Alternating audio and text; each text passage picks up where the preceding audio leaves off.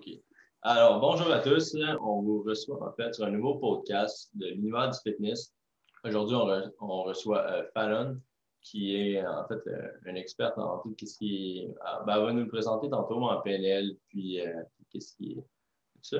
Donc, on est super content de te recevoir aujourd'hui. Peux-tu nous parler un petit peu plus de toi? Ben oui, bonjour, je suis super contente d'être là aussi. En fait, je suis coach en PNL, donc en programmation neurolinguistique, et je suis experte en mindset. Donc, le mindset, c'est beaucoup de la programmation, bien sûr. Fait que c'est ce que je fais de ma vie. Je suis aussi propriétaire de 3 gyms sur la rive sud de Montréal. Super, super.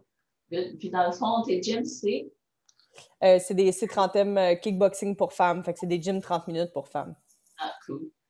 Puis, dans le fond, aujourd'hui, on veut te recevoir justement pour parler beaucoup des limitations, tout ce qui est niveau mindset. Puis, en fait, je vais enchaîner directement avec la première question. On voulait parler des croyances limitantes, puis à quel point ça pouvait nuire dans la transformation physique des gens, parce que nous, on spécialise en transformation physique. On voulait vraiment aborder plus ce point-là de à quel point, justement, les gens ont des limitations qui font que ça nuit énormément à leur progression. Ben écoute, ça a un gros impact, c'est sûr, parce qu'on a plus de 60 000 pensées dans une journée.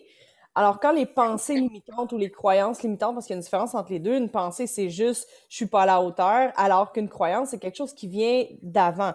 Donc, souvent, avant l'âge de 7-8 ans, on a été élevés par nos parents, bien sûr, ou par les gens qui sont là, et eux, ils ont fait du mieux qu'ils pouvaient avec ce qu'ils avaient pour nous aider. Et en même temps, eux, ils ont leurs propres croyances, c'est-à-dire les femmes sont comme ça, les hommes sont comme ça, la nourriture, c'est comme ça, la vie, c'est comme ça. Et nous, en tant qu'enfants, on s'est dit, ah, ma mère, elle a dit ça, ça doit être vrai. Je mets ça dans mon sac à dos. Mon père a dit ça doit être vrai, je mets ça dans mon sac à dos. Et on grandit en se disant que ben, c'est ça la vie.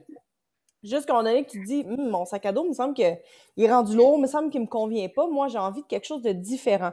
Fait qu'exemple, en transformation physique, si tu as été élevé avec des parents qui mangent pas nécessairement bien, que la santé, c'est pas important, que le sport, c'est pas nécessairement une priorité, ben, tu as été bâti avec des croyances du genre, ben, tu sais, si tu manges bien, ben, ça coupe le plaisir. Puis toi, t'es comme, OK, là, toi, t'es en train de me dire, il faut que je mange du poulet, du brocoli avec du riz blanc. Puis là, ça veut dire que ça coupe mon plaisir nécessairement. Fait que c'est ça, les croyances. Puis tu sais, je vous donne un exemple super facile. Moi, j'ai été élevée avec une maman qui m'a toujours gâtée avec de la bouffe. Ouais. Fait que j'ai toujours bien mangé. Tu sais, c'était du poulet, du poisson, des légumes. J'ai toujours bien mangé. Mais la crème glacée et les gâteries venaient facilement reliées avec le sport en plus. Fait que moi, j'ai été élevée dans une croyance. Puis je veux dire, ma mère, elle a fait ce qu'elle pouvait. Elle a pas, elle a pas fait ça pour mal faire. Mais à toutes les fois que j'avais un match de soccer ou de basketball, j'avais le droit de la crème glacée, une slotch, comme la plupart des enfants. Tu sais, hey, félicitations pour ton match, je te donne du sucre. Fait que mon cerveau a associé cette croyance-là que quand on dépense beaucoup d'énergie, ça prend des recharges de sucre après. Ce qui n'est pas nécessairement tout à fait ça, la théorie brillante, là. Mais en fait, ma mère, dans sa tête, elle se disait, du sucre, après, ça va être cool, elle va être contente. Fait que, j'aurais pu associer, ben, pour avoir du sucre, il faut que je fasse du sport, mais c'est pas ce que moi j'ai associé. J'ai associé, après du sport, j'ai besoin de faire des réserves de sucre. En vieillissant, j'ai étudié un peu en nutrition, j'ai compris le principe que c'était pas ça, mais c'est quand même ancré en moi pendant longtemps. Fait qu'imagine, je suis devenue prof de Zumba à 19 ans. Et moi, après chacun des cours de Zumba, j'allais me chercher un cappuccino glacé avec de la crème fouettée, s'il vous plaît, parce que j'ai travaillé fort. Ce qui fait en sorte que ça l'a associé, je travaille fort, donc ça me prend du sucre. Puis je le savais théoriquement que ça me prenait pas du sucre d'un cappuccino glacé. J'aurais bien pu me prendre un shake, j'aurais pu prendre d'autres choses qui auraient comblé des vrais besoins, mais c'était tellement ancré à l'intérieur de moi que c'est comme si je me sentais en hypoglycémie après, c'est comme si j'avais besoin de sucre. Fait que ça, c'est beaucoup des programmations de après le sport, ça prend du sucre. Fait que c'est sûr que dans une transformation, à ce moment-là, j'essayais de perdre du poids. Fait que t'essayeras de perdre du poids. À chaque fois que je bouge, je prends un cappuccino glacé. Je vous dis, c'est pas cohérent. Mais il reste que même si je connaissais la théorie, c'était tellement ancré en moi que je finissais par aller au Tim Hortons, pareil, me chercher un cappuccino glacé qui était délicieux, tu sais, mais maintenant, je fais plus ça parce que j'ai compris que c'était pas juste à essayer de me battre, à arrêter de manger du sucre. En fait, il fallait que j'aille enlever la programmation de, après avoir fait de l'activité physique, ça me prend du sucre. Ouais. C'est Dans le ça fond, le lien avec les programmations. ouais, dans le fond, ça veut dire que tu travailles quand même assez long dans le temps de justement enlever complètement cette programmation-là ou pas tant que ça? Ben, pas tant. Tu sais, ça dépend par quel chemin les gens passent. Je suis coach en PNL, ce qui fait en sorte que, tu sais, la PNL, ça donne des résultats super rapides. Pas pour tout, là. Je veux dire, tu sais, si tu as des gros problèmes de santé mentale, je veux dire, moi, en tant que coach PNL, je suis pas formée du tout pour ça, mais pour ce type de croyances, pour ce type de choses-là, c'est-à-dire les croyances limitantes, c'est pas difficile. Tu sais, moi, je coach des entrepreneurs dans la vie où ils sont pris dans des croyances limitantes sur l'argent, des croyances limitantes sur la réussite, des croyances limitantes d'une femme en affaires. C'est pas c'est pas nécessairement dans le temps que c'est long, c'est notre résistance à est-ce que je suis prête à croire ça? Parce que, tu sais, moi, si tu me dis, Fallon, après l'activité physique, tu n'as pas besoin de manger du sucre, tu peux juste prendre quelque chose qui est bon pour toi, moi, je suis prête à croire ça. Par contre, si ta croyance limitante, c'est, je sais pas moi, quelque chose en lien avec la réussite en affaires, ben c'est facile de réussir en affaires. Puis toi, t'es comme, ben moi, je suis pas prête à croire ça parce que c'est ultra difficile en ce moment. C'est là où est-ce que ça va être plus long à changer une croyance limitante. Fait que ça dépend à quel point la personne est prête à croire.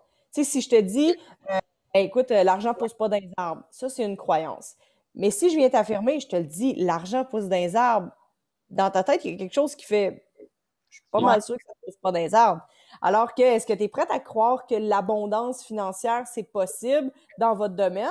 OK, ouais, je suis prête à croire ça. Et là, le processus va s'enclencher. Fait que oui, il y a un paquet de stratégies, on va en parler tantôt, mais il y a des stratégies avec ça, mais dans le temps, je veux dire, c'est pas quelque chose de hasardeux, de nébuleux, de super difficile. Je veux dire, c'est des affirmations, c'est de travailler là-dessus, puis de garder le focus sur qu'est-ce qu'on va atteindre comme objectif. Fait qu'en santé, en transformation physique, santé, tout ça, c'est pas difficile, c'est juste qu'il faut le faire.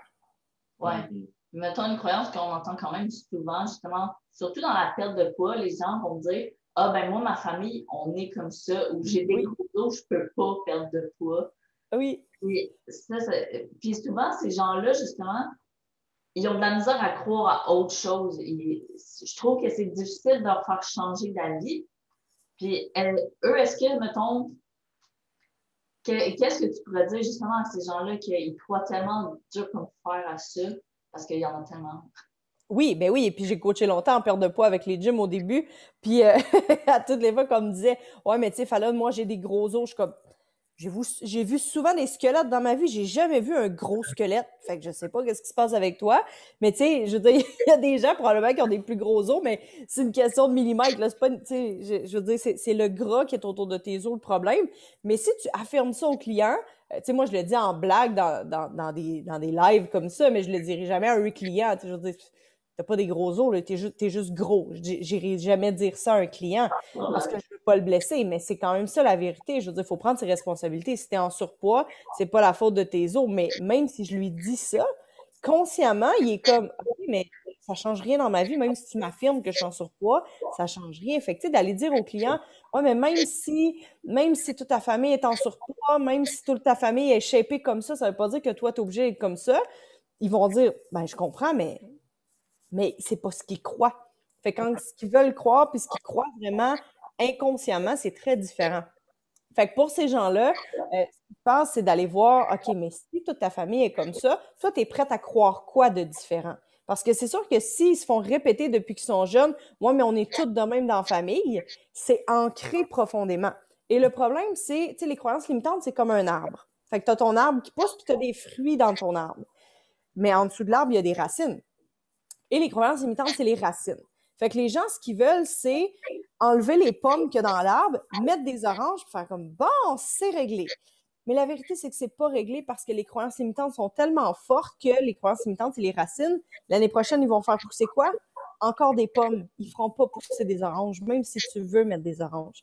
Fait que c'est là où est-ce que si tu crois depuis des années, oui, mais toute ta famille est faite comme ça, ouais, mais on est toutes de même, ouais, mais tu sais, toi, t'es pas différent, c'est les gènes, c'est de même, puis c'est tout. Vous connaissez le pourcentage des gènes, effectivement, qu'il y a un impact, mais c'est pas 100% de l'impact, c'est un petit pourcentage. Tu as quand même tes responsabilités à prendre là-dessus.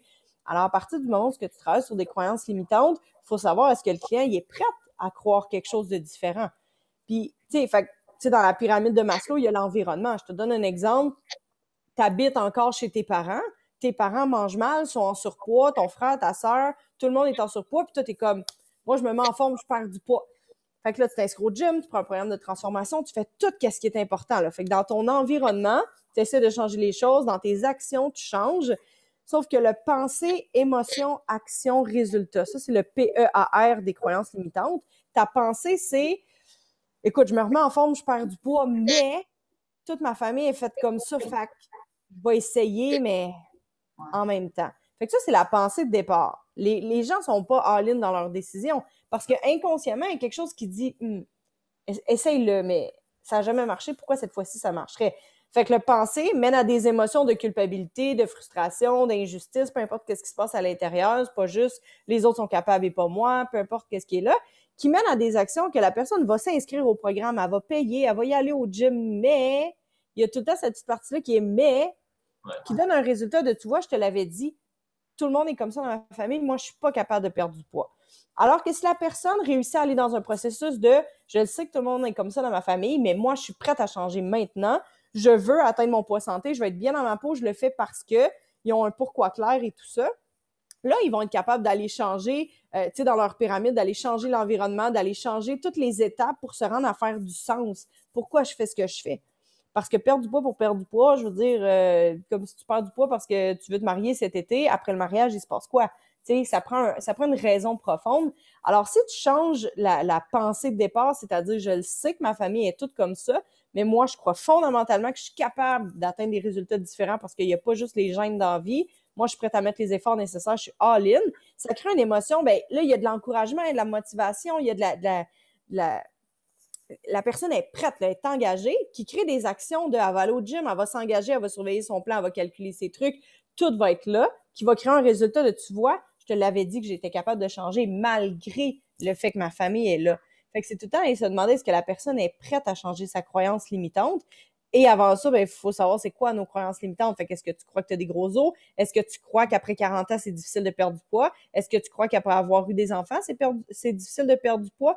Il y a toutes ces questions-là à se poser sur c'est quoi tes croyances limitantes d'après toi? C'est quoi les racines de ton arbre qui créent les résultats dans lesquels tu n'es pas satisfait? Je suis pas satisfait de mon poids, pas satisfait de ma santé financière, peu importe. Va voir c'est quoi les racines qui partent de ça. Parce que c'est pas juste, tu sais, les gens enlèvent les pommes, mettent des oranges, je vois ça sans arrêt.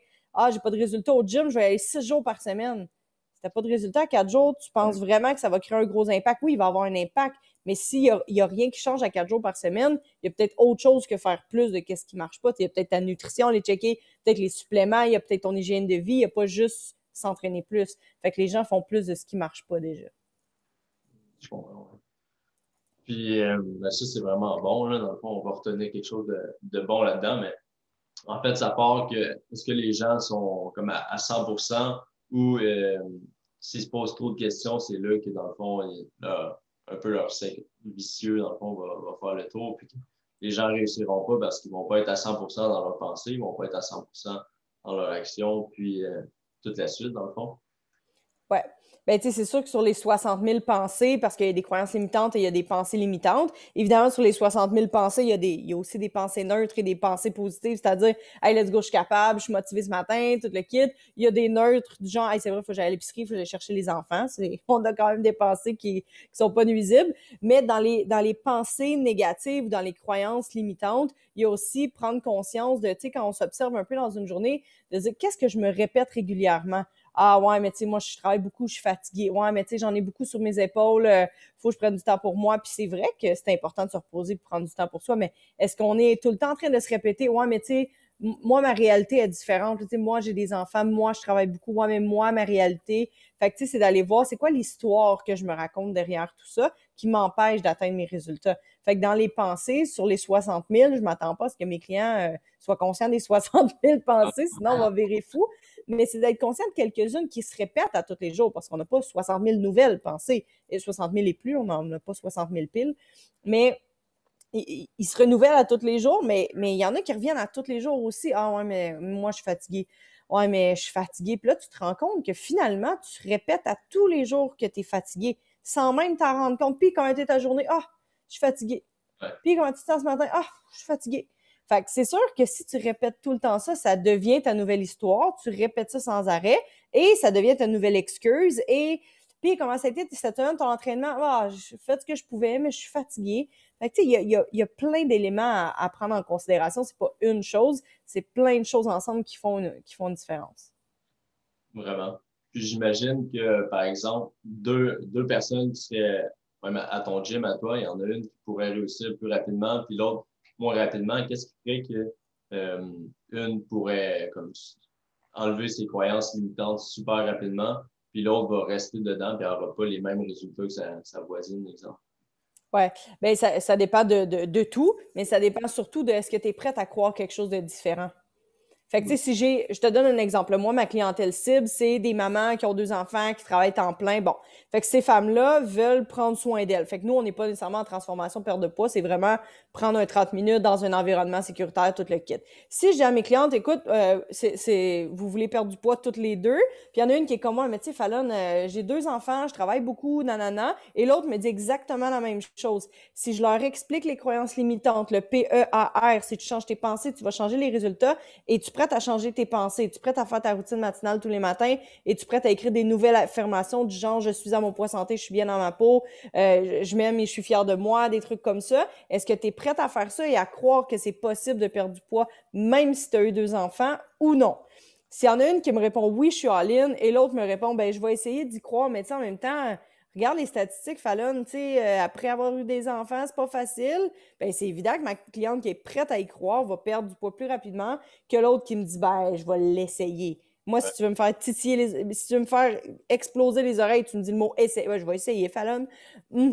Fait qu'il y a ça aussi. Ça dépend de est-ce que je suis prête à changer mes croyances aussi, parce que les croyances, on y tient. Ça fait partie de notre histoire, ça fait partie de notre vie. Tu sais, je veux dire, je te coupe tes racines, es-tu content? Bien sûr que non. Parce que ça fait partie de tes excuses, ça fait partie de ton histoire. Puis que ça nous aide ou que ça nous aide pas, ça nous permet quand même quelque chose. Parce que si tu me répètes à tous les jours, ouais, mais Fallon, tu sais, j'ai eu des enfants, c'est pas facile, je travaille beaucoup puis je suis fatiguée, ça te permet de croire que tu as quand même raison de pas avoir des résultats parce que c'est ton histoire à toi. Je vais pas t'enlever ton histoire. Fait qu'il y a ça, est-ce que la personne est prête à changer son histoire ou non? Parce qu'on a toutes des avantages à rester dans nos histoires qui nous limitent, même s'ils nous limitent, on a quand même une raison de rester dans nos anciennes histoires, dans nos patterns. Ouais, c'est ça. Peut-être les choses négatives, on a toute une bonne raison de les faire à un certain point. C'est pour ça qu'on continue de les faire. Ben oui, si ça nous apportait rien, on le ferait pas. Mais il reste que on a toute une raison. Bon, là, évidemment, on rentre dans un autre sujet c'est quoi ton intention positive de rester dans tes croyances limitantes puis dans tes patterns qui tu sais, qui t'aident pas. Parce que je veux dire, consciemment, là, quelqu'un qui arrive pas à perdre du poids, qui arrive pas à atteindre ses objectifs, il y a une raison pour laquelle il atteint pas ses objectifs. Puis tu sais, tantôt, je vous parlais de la pyramide. Il reste que, pas de la pyramide, mais des croyances limitantes et tout ça, il reste que l'humain, à un moment donné, le même exemple que tantôt, la personne habite encore chez ses parents, est prête à se remettre en forme, perdre du poids, tout le kit, et là, elle réussit. Ce qui fait en sorte qu'au niveau des standards, elle a été élevée avec des parents puis une famille qui est comment on mange du resto, on s'entraîne pas, tu sais, le plaisir, tu sais, quand on mange, il y a du plaisir, si tu manges du poulet, du brocoli, tu as l'air de te priver. Puis l'autre personne est comme non, je me prive pas, je suis bien, nanana. Et là, plus ça va, plus elle élève ses standards. Ce qui fait en sorte que cette personne-là atteint ses résultats, elle est en forme, elle se sent bien dans sa peau, tout le kit, puis ça fait du sens de manger comme ça, d'aller s'entraîner. Elle est bien dans son nouvel environnement, elle est bien dans son nouveau mode de vie. Mais la peur numéro 1 des êtres humains, c'est de ne pas être aimé. Fait qu'il y a ça aussi qui fait en sorte que mes parents sont là, ma famille est là, est en embonpoint, ils mangent pas nécessairement bien, le plaisir, la bouffe, nanana. Puis moi, j'ai réussi à m'élever. Fait que là, j'ai 2 choix. Consciemment, je me dis, je suis plus à la même place que les gens qui m'entourent, mais je vais être aimée quand même et moi, je choisis de rester là par amour pour moi parce que ça fait du sens pour moi, ça va. Mais souvent, c'est dans l'inconscient que ça se produit et la personne fait comme, tout d'un coup, que les gens m'aiment plus parce que je suis plus comme eux. Et tranquillement, pas vite, la personne reprend du poids. La personne revient exactement au même stade. Et là, elle se sent aimée parce qu'elle se sent comme les autres. Et elle se sent appréciée. Elle se sent pas jugée, tu sais, dans l'acceptation, tout le kit. Fait qu'il y a ça aussi où est-ce que les standards doivent être, l'humain aime s'entourer des gens comme eux. Fait qu'il y a cette prise de conscience-là à faire, que ce soit en affaires. Tout d'un coup, vous faites beaucoup plus d'argent que tous les gens autour de vous. Il y a ça aussi, je vais être aimé pareil, je vais être jugé, qu'est-ce qui va se passer? Fait que souvent, les gens font de l'auto-sabotage pour revenir exactement au même niveau que les gens qui sont autour d'eux. Puis pas que ces gens-là sont pas à un bon niveau ou qui sont pas corrects. C'est juste qu'on vient s'égaliser pour se faire aimer. Ouais, comme par exemple, les gens qui ont une très, très grosse transformation, par exemple, qui perdent 100 livres, mais que là, ils se disent, tu sais, être gros, ça faisait partie un peu de leur identité. Fait qu'ils Oui. se disent, ah, ben là, si je suis rendue mince et en forme, ben, je serai plus la personne drôle et attachante. Exactement. Absolument. Parce que là, en plus, dans le poids, on rentre dans les blessures d'enfance, dans les 5 blessures d'enfance. Tu sais, c'est peut-être l'humiliation qui a fait en sorte que tu avais autant de poids. Mais si tu perds plein de poids, qu'est-ce qui a changé? Fait que c'est super important d'aller voir dans l'identité qu'est-ce qui fait du sens, qui je suis, qui est-ce que je deviens à travers ma transformation. Fait que quelqu'un qui perd 100 livres, c'est comme dans les émissions, là, qui perd gang, Biggest Loser, machin truc, qui ont sorti. Tu sais, moi, que tu perdes 100 livres sur, je sais pas combien de temps ça prend, là, 1 an, 2 ans, 3 ans, ça me convient parce qu'à travers tout ça, tu as eu le temps de développer l'estime de toi, la confiance en toi, une nouvelle identité, travailler sur je suis qui quand j'ai 50 livres en moins, je suis qui quand j'ai 100 livres en moins, qui j'ai envie de devenir, quel exemple je veux être, tout ça. Fait que ça te permet d'aller confirmer que tu es bien dans ta transformation et d'aller développer quelque chose de différent. Alors que quand tu perds 100 livres tout d'un coup, de 100 livres de moins sur ton corps, je sais pas, ça doit pas être si hot que ça quand tu te regardes dans le miroir. Et il y a aussi l'image mentale de moi, je suis supposée porter du, je sais pas quoi, là, 3X large, je sais pas quelle grandeur il porte. Tout d'un coup, je vais au magasin et je demande quoi à la vendeuse? Je vais te prendre un 3X large.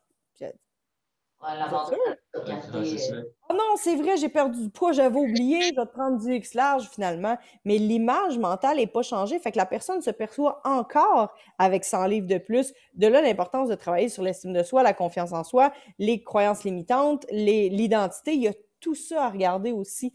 Parce que, tu sais, je veux dire, je vais t'être aimé quand même, justement parce que quand j'étais gros, ben j'étais attachant, j'étais drôle, tout le kit. Et là, tout d'un coup, je prends soin de moi. Fait que je ris plus de moi, je ris plus de mon corps, tout ça, tu sais, ça change. Fait qu'effectivement, l'identité est super importante à valider dans le cas des grosses transformations, surtout. Ouais, ben juste, même encore, comme tu parlais des tailles de vêtements, tout ça, avant, je portais du medium. Ça m'a pris au moins 1 an avant de faire le switch au small, même si medium, c'est trop grand pour moi. Ouais, Ça, ben oui. ouais, Ben oui, parce que ça change la perception, fait. ouais. Ça change un peu ton identité au fond, parce que ton identité, c'était ah, je porte du medium, moi. Ben oui, absolument. Ouais. C'est fou pareil. Fait que si on parle un petit peu de c'est quoi tes trucs que tu peux utiliser, tantôt tu as parlé un petit peu de routine, d'affirmation positive. C'est des trucs que tu utilises en fait pour aider une personne à un peu se détacher de ces limitations-là. Oui, absolument, parce que, bon, évidemment, aller voir un coach PNL, ça aide grandement, c'est sûr et certain, mais mettons que la personne décide de ne pas aller voir un coach puis de le faire par elle-même, ce qui est bien correct, là, je veux dire, un coach, ça aide, mais ça fait pas tout non plus.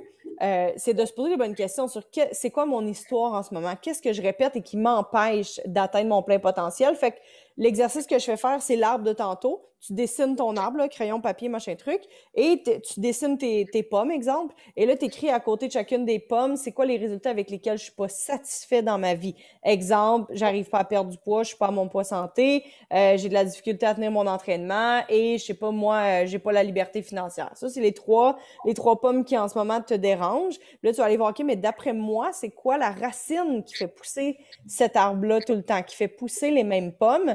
Ben, c'est vraiment, elle m'a toujours répété, tu sais, je sais pas, moi, une croyance limitante sur la bouffe, là, justement, après 40 ans, tu vas voir, après 40 ans, c'est difficile de perdre du poids. Fait que là, tu arrives à 40 ans, qu'est-ce qui est ancré dans ta tête? C'est Ben oui, comme les personnes qui disent, tu vas voir, mais que tu pognes la trentaine, la bédaine, nanana, pis toi, t'es comme, ah non, c'est n'importe quoi. Mais inconsciemment, tu te l'es fait répéter sans arrêt que ça finit peut-être par avoir un impact. La même chose pour la ménopause, même chose pour les enfants, même chose pour le bodybuilding. T'as entendu telle affaire, puis tout le monde te dit, ouais, mais dans le domaine, tu vas voir telle affaire. Fait que t'arrives là, puis tu sais, consciemment ou non, il y a ces croyances-là qui ressortent. Il y a les peurs qui ressortent aussi. Fait que c'est d'aller voir c'est quoi mes croyances par rapport à l'objectif que je suis pas capable d'atteindre en ce moment.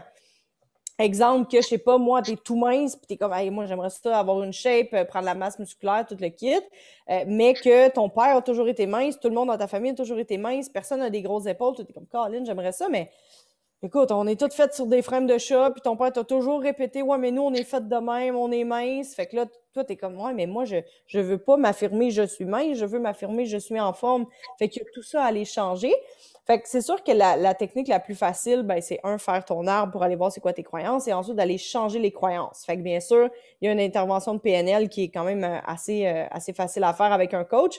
Mais sinon, c'est d'aller affirmer quelque chose de différent que tu es prête à croire. Fait que c'est pour ça, tantôt, j'ai dit, est-ce que tu es prête à croire que l'argent pousse dans les arbres? Ben moi, quand je regarde dehors, je vois pas d'argent pousser dans les arbres. Je le vois pas, sinon je serais déjà en train de cueillir ça dehors. Mais est-ce que je suis prête à croire que l'abondance financière, c'est possible dans mon domaine? Oui. Et là, c'est là que tu vas aller affirmer ça. Si tu crois depuis longtemps que c'est pas facile de faire une transformation physique parce que tu as 2 enfants, tu travailles à temps plein puis que tu n'as pas le temps, est-ce que tu es prête à croire que tu peux prendre 1 heure, 4 jours par semaine pour créer une transformation? OK, je suis peut-être prête à croire qu'il y a des gens qui sont capables, donc je suis peut-être prête à croire que moi, je suis capable. Là, ça va aller créer quelque chose de différent. Fait que ça va être d'aller affirmer tous les jours, je prends du temps pour moi, j'ai le temps, même si j'ai une vie chargée, d'aller affirmer quelque chose qui fait du sens. Parce que si ça fait pas de sens, ça marchera pas. Tu sais, je mesure 5 et 8, j'ai quand même des bonnes épaules. Si tu me dis, écoute, Fallon, moi, je suis sûre que je suis capable de t'emmener à 110 livres, honnêtement, je crois pas ça. Ouais, J'ai fait ça, je sais pas j'avais quel âge. Je n'étais pas encore rendue à 5 et 8. Fait que, je veux dire, je croirais jamais ça. Par contre, est-ce que je suis prête à croire que quelque chose de différent? Je suis prête à croire que je suis capable de prendre plus de masse musculaire? Je suis prête à croire ça. Est-ce que je suis prête à croire que je peux peser 110 livres dans ma vie? Non, pas du tout, parce que c'est pas réaliste. Fait qu'il faut voir aussi, est-ce que ça fait du sens? C'est bon? Fait que d'aller voir si je suis prête à y croire, puis si ça fait du sens aussi. Fait qu'à partir du moment où la personne a trouvé une nouvelle phrase, ben, c'est d'aller créer une affirmation avec ça. J'attire à moi l'abondance, je suis à mon poids santé, je suis bien dans ma peau, je prends du temps pour moi tous les jours pour ma santé parce que c'est important pour moi. C'est ce genre d'affirmation-là, puis bon, les gens trouveront leurs propres affirmations, mais c'est d'aller en affirmer quelques-unes à tous les jours puis d'y croire pour vrai. Parce que moi, si j'écris à tous les jours dans mon cahier, l'argent pousse dans les arbres, l'argent pousse dans les arbres, l'argent pousse dans les arbres, à toutes les fois, mon est comme, mais voyons, Fallon, l'argent pousse pas dans les arbres, qu'est-ce que tu dis là?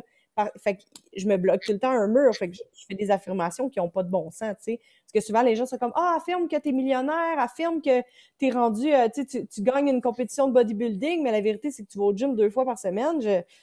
Je veux bien que tu fasses des affirmations, mais il faut que faut que les actions aillent avec les affirmations, puis il faut que tu sois prête à y croire. Fait que c'est ça l'enjeu, c'est que les gens font des affirmations qui sont pas prêtes à croire.